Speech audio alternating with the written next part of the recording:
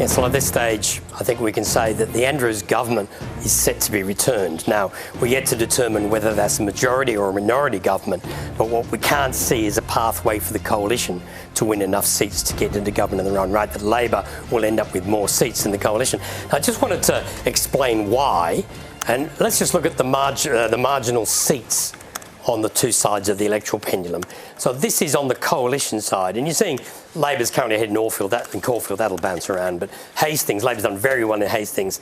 I haven't seen the national gain in Mildura, that number has bounced around a little bit, but you're seeing red ahead in seats like Bayswater and Glen Waverley, and this is a sign that those eastern suburbs where you would expect the Liberal Party to pick up a whole bunch of marginal seats, Labor is not losing all of those seats. There isn't some sweep in the eastern suburbs.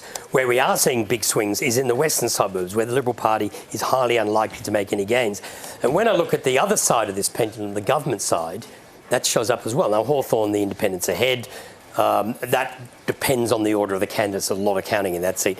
Liberals are gaining the Pen. We knew that. We think the Greens have gained Northcote. But Labor's currently ahead in Ashwood. We've got them ahead in Ripon. I haven't looked at those numbers for a while. South Barwon, you're expecting South Barwon to be in trouble for the government if they were going to lose. Box Hill, Ringwood. The National Party is winning Morwell. That was sort of taken.